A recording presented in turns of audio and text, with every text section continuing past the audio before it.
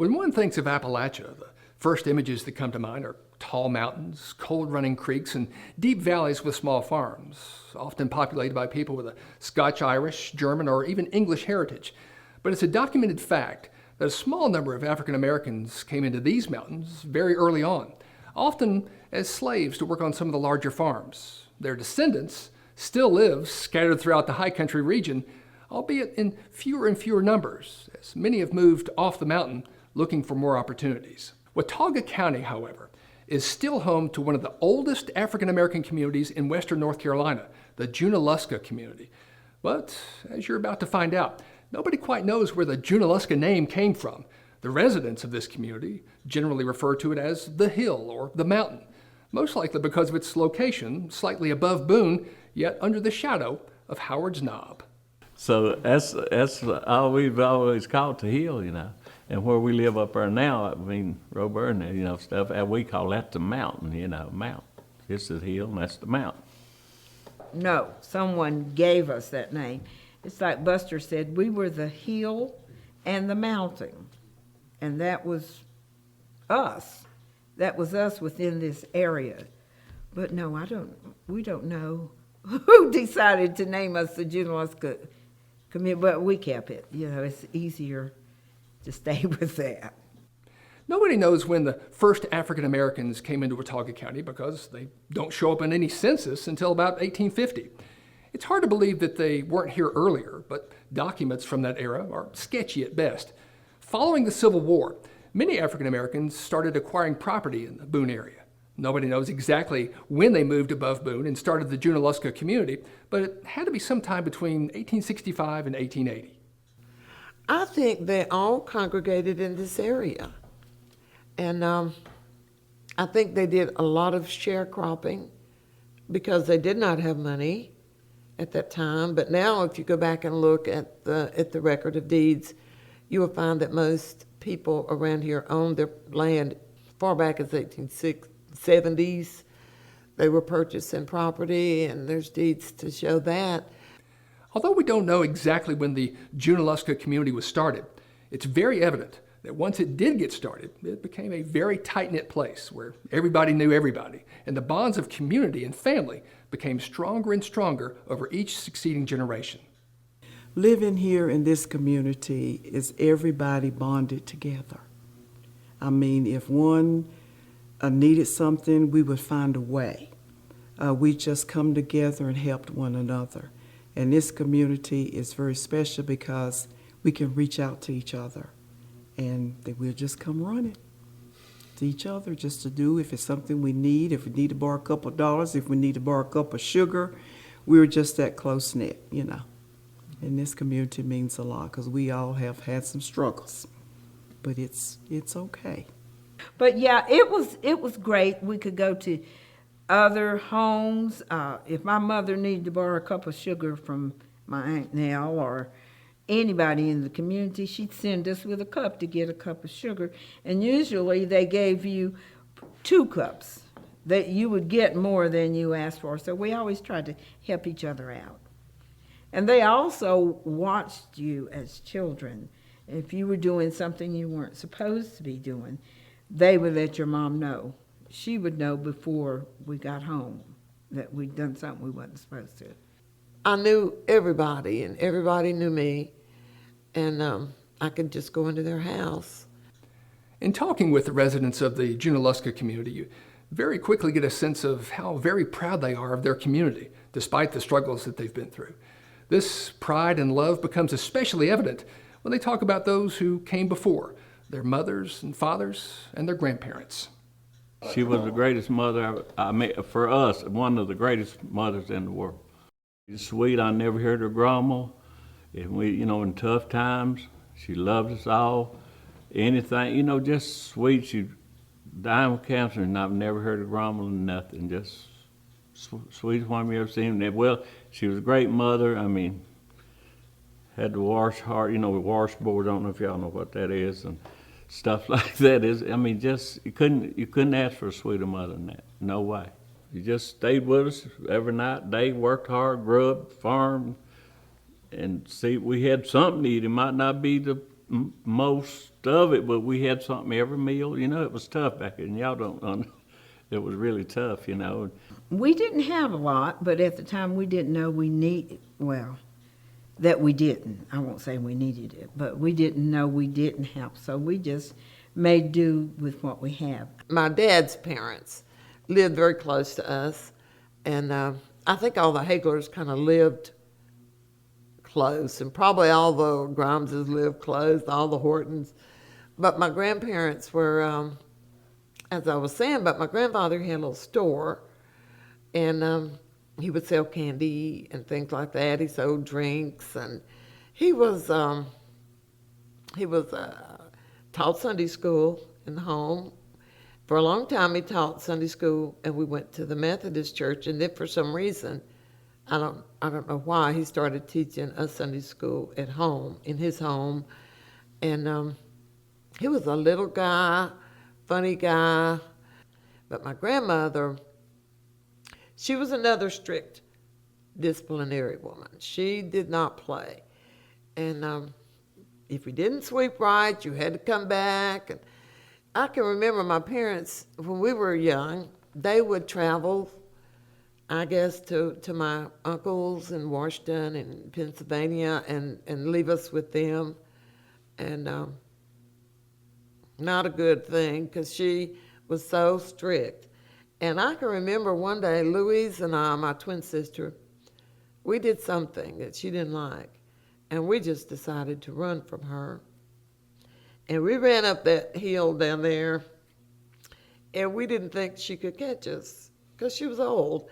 And we looked back, and she was right behind us. And so we got it that day. We did. She ran us down. It was so funny. And I worked in Greensboro for 21 years. I never missed, out of the 21 years, I doubt whether I missed 5 weekends coming home. I was home every weekend.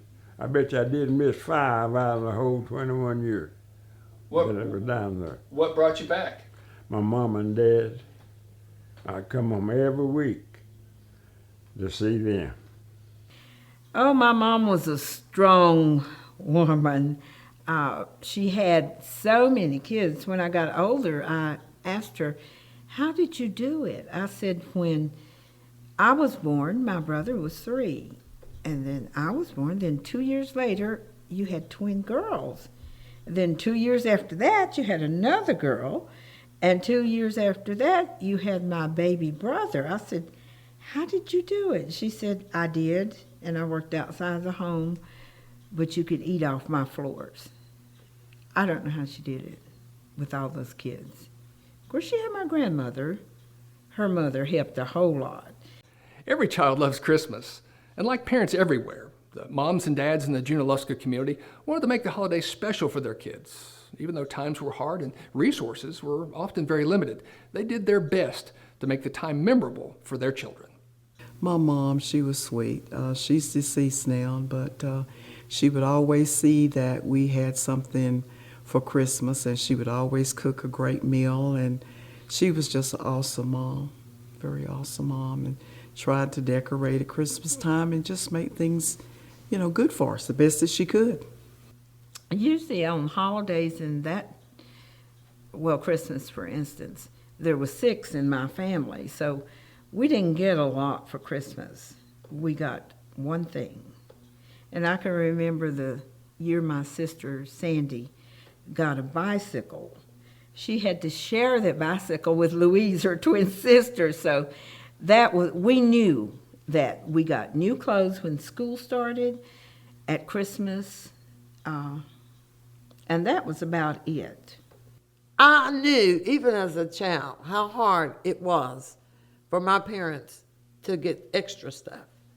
So I was very skimpy in the things that I asked for, which after Christmas Day, I wished I hadn't been a lot of times.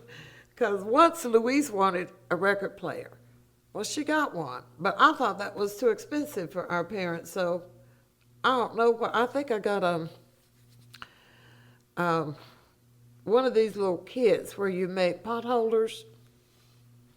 I think I got that. But I knew it was hard for my parents. Even as a child, I knew it was hard for them to get extra things for us. But Christmas was special and my birthday was special because we always got something. One institution that became a strong advocate for both the family and the Junaluska community was the church. And although there were other African American churches early on, the one that soon emerged as a pillar of the community was the one that we're in today, the Boone Mennonite Brethren Church, founded in 1918. Junaluska Church here in Boone was started by the Mennonites from Kansas. They came down to establish the orphanage in Elk Park, and the need for a church in this community was great. And so they purchased the property and built this church.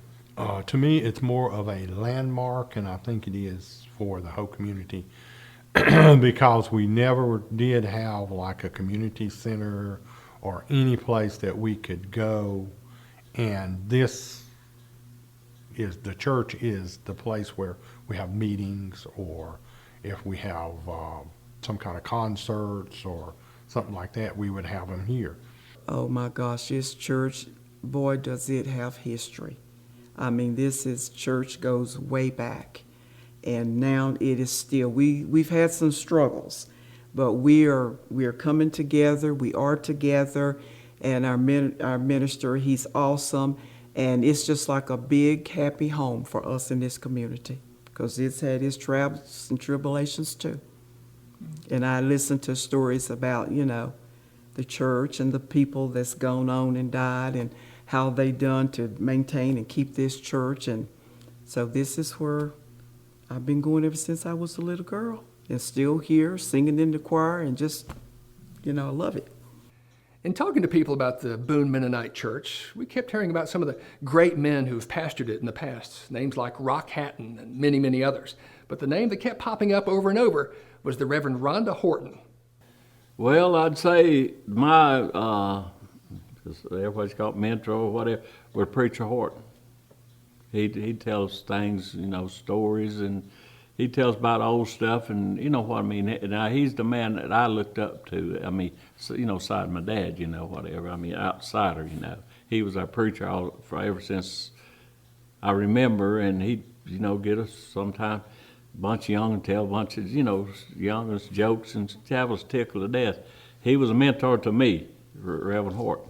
Oh, I knew him. Yes, he baptized me. Yes, he did. And he was an awesome man, a fair man, and a man that you could go to if you needed something, or someone you need to talk to encourage you, because he had some rough spots too. But he was one that we looked up to and admired. He was a very religious, what the old people would call King James Version Bible. When he was the pastor of this church, hey, you come up in this church, he wanted you to be dressed right. He wanted that dress to be dragging the ground if all possible. And one thing that I liked about Reverend Horton was that, we sing today, we change up these songs. And Reverend Horton would want you to stick strictly to that book. And if you was a child of God and you was a Christian, you better walk that walk and talk that talk. Because if you didn't, he gonna have a long conversation with you and tell you the way that you're supposed to live your life. So he was awesome. Yeah, I looked up to him. When I got baptized, I had long hair at that time. And he said, he put me under the water. All of my hair didn't go under. So he said, we're going to have to do this again. And it was funny because he was shorter than me. And the water was at his waist. The water, was at my waist, and the water was about right here on him. So my little cousin, he was there, and he said, Granny, they're going to drown Gene. But he said, I want to make sure he's under there. I said, yeah, you want to make sure all the sins are gone. He was such a disciplinarian type person. He was in charge of the church, and everybody knew it, and what he said went. But he was also a wonderful teacher, Bible teacher. He was raised in the Mennonite tradition. He was very instrumental in the community. If anyone got sick, he or his wife, his first wife, would be right there. And the thing about the community was the church leaders were also the community leaders. They were the ones that looked out for the community. If there was some controversy, they took care of it. They went to the town council. They spoke for the community. In the days before desegregation, the other institution that united the Junaluska community was the local school, Watauga Consolidated, which was only attended by African Americans. But as with today, school wasn't for everybody. I never did like it. I'd dodge every day I could. I'd go down on the river. I would with about 10 or 15. I'd be down on the river fishing, and I'd look up, and there the teacher would be. He'd come from here, from down here on New River, about 2 or 3 miles. He'd walk down there and get us and bring us back, and boy, they'd put a whooping on you. Now, I was born in 1946, so I never went to Watauga High School. I never went to Appalachian Elementary School. I went to the school right across the street, and then when we consolidated the school, I went to the school up on Junaluska. And so I never had the experience of integrating with other schools, or with the, as we used to call it, the white school. I had a good experience at my school, and I didn't realize until I went to college in Winston-Salem that I was behind in math. So I struggled. So my education probably wasn't as full as it should have been when I went, but I enjoyed it. Then Miss Lowry, she was a kind of a strict teacher. She expected you to do your work, and she expected you to be right in with everyone else. You know, she would teach like different grades, and while the other grades, let's say the 4th grade, were having their history or spelling or something like that, everyone else had to be quiet, you know. And sometimes we would get a little rowdy, but we knew what was coming when she did that. We wouldn't tell who would do it or anything. When we moved to Watauga High, or Consolidated, where the 1st through 12th grades went up there, I found a library in the office. And there were all kinds of books. I always loved to read. And I asked the principal, Mr. Henderson, if I could check out books. And he said, yeah. And I never heard of Tarzan as the book, the Edgar Rice Burroughs, all his books, and John Carter and more. So I just had a great time. And they were really old books. I don't know where they came from or whose library it was, but I could check them out and bring them back. So I loved that because I like reading. So Then we had a principal before I left from Watauga Consolidated. He instilled in us that more discipline, like, because he would get the boys out and make us march like we were in the Army, up, down the road from the school or back and back and forth, you know. And he was a good principal. Parents were involved, and the whole community was involved with the school and with the church. Those were the 2 main foundations of the community, was the church and the school. And we had our own little socials and get-togethers. Everybody knew everybody, and it was a great sense of community that was connected with the school. Throughout the United States in the early and middle parts of the last century, every community had a local baseball team. In the days before TV and shopping malls, baseball was a serious form of entertainment for both whites and blacks. And just like every other high country community, Junaluska also had a baseball team. Its name, the Boone Mountain Lions. I can remember the Boone Mountain Lions. I can remember going to one game, and we went on the back of someone's truck. But I can remember, and I had to try to sneak past my grandfather because it was a Sunday, and he preached, you don't go do these things on Sunday. But my mom and dad were going, and my sisters and brothers, and I can remember just sneaking, and I'm sure he saw me getting on that, but I can't remember us getting there. I can't remember, I guess I was 4 or 5. I can't remember the game or us coming back, but Bert says it was dark when we came back. We'd go up on Rich Mountain, over on Crossnoe, that's over here in Avery County. We'd go to Wilkesboro and have some office games we ever was. And they were some of them country back up in the country, some of my people, I never seen many black people, you know. Yeah, I remember some of them. There was Skeet Dugans and Sam Jr. and them more boys out Beaver Dam, and they had a real ball game team, really did. And Junior Coles, he a little later on, but they had a good. He one of the best pitchers I've ever seen in my life. If he had a chance, he would have made the big leagues. And they had a good ball team, yeah. Like many communities, Junaluska has had its share of ups and downs over the years. The truth is, life's never been easy here. From the dark days of segregation to the many challenges that we all face in the 21st century, folks have had to fight and persevere, often against tremendous odds. But despite everything they went through, despite it all, the trials, the tribulations, they still look to this place, this hill, as home. I can't speak for everybody, but I speak for me.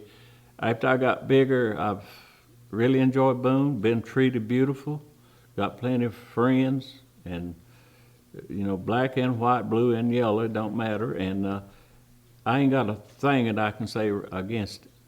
Well, this is home, and it will always be home. And I'm in my home now that my mom and my dad struggled. And I'm telling you, our living wasn't up to par. But like I said, she done the best she could. Now I am in this home, and I am so proud of it.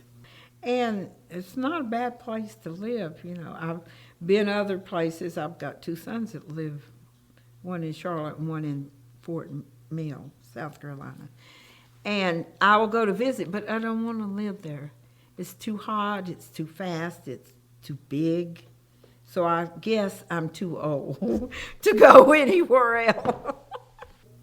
I have been in other parts of the country, but I never felt at home anywhere but here. It's like the bloodline of my family is here. My foundation is right here. And I think a person needs to know where they're from, what they're about, what their family was about. It is important to tell these stories simply because the struggles that we've been through and that I've been through, and just to have somebody to listen and let it be important to them is so important to me, because back then it was just like nobody cared. Nobody didn't listen, and it's just a pleasure to just be able to get it out and to talk about it and let others know that was more fortunate than we was to hear these stories. And I know this is up here on the hill, they say, and on the mountain, but we want people to know that we're here, that we feel like we have contributed to the growth of the town, the surrounding areas, that we've done important things that matter to us, and we want other people to know that it's important. It's important to us for people to realize we're people too.